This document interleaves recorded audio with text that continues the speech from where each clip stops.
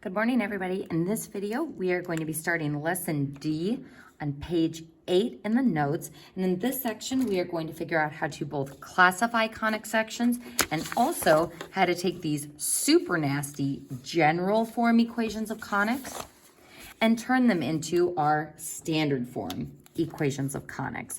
So again, now that we have covered all the different types of conic sections, I want to go ahead and just compare all of the different ways we can have those standard forms and the differences between the orientations. So first, let's start with a circle, which is the only one that doesn't have a horizontal or vertical orientation. The other thing with circles that is unique is that there are no coefficients in front of the parentheses. This is important because, as we saw on the previous page, you might be tempted to think that this problem looks like the equation of a circle, but there shouldn't be any coefficients like this in front of our circle's terms. So this wouldn't have a radius of 6. This straight up isn't a circle because of those coefficients.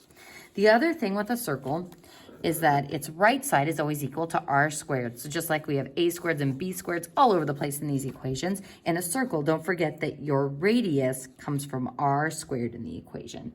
Now, as far as orientations go for the other conic sections, we have horizontal ones and we have vertical ones. Now, parabolas, we just briefly talked about, so just put a note by this that says we're not gonna graph these.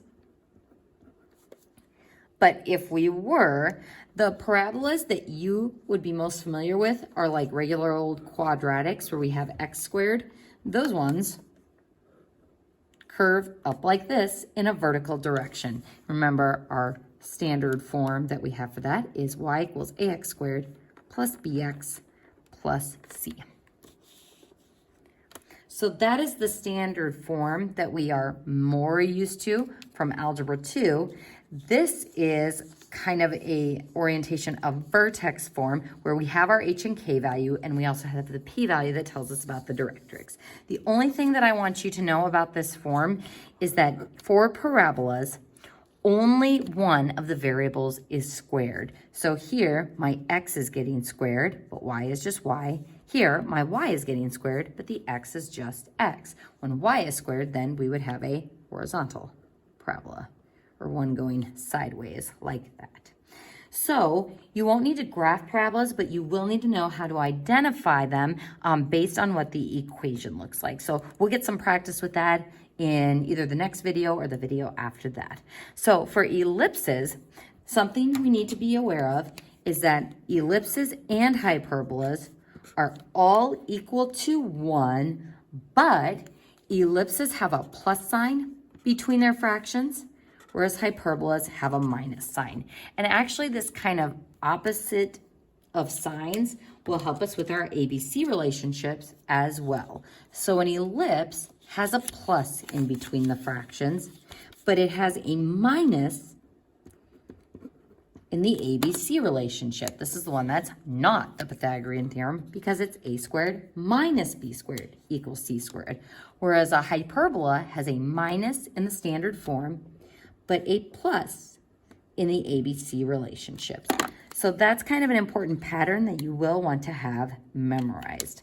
Another important thing about the forms is that for ellipses, I know that it is horizontal because my a value is always underneath the variable that is corresponding to the orientation. So a squared in an ellipse is always bigger.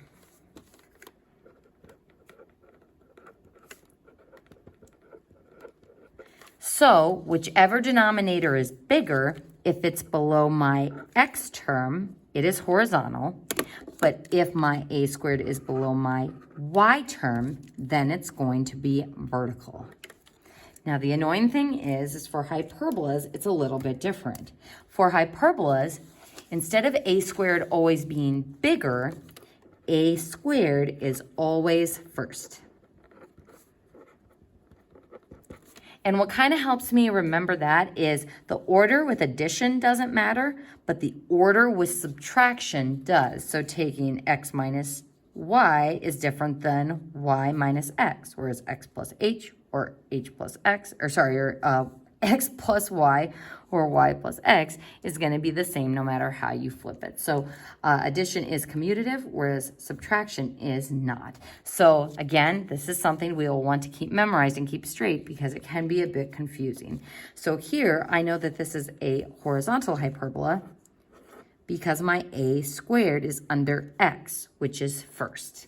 Here, because my y comes first in the subtraction, that means that is my a squared value. So that would make this a vertical hyperbola.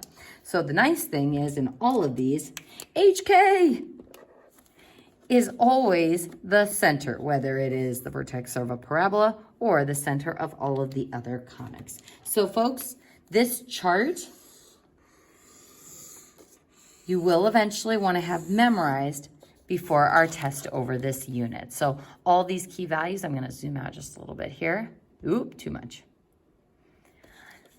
The ABC relationship, opposite signs as what's in the standard form, how A relates to the equation in the standard form, and how to determine the orientation.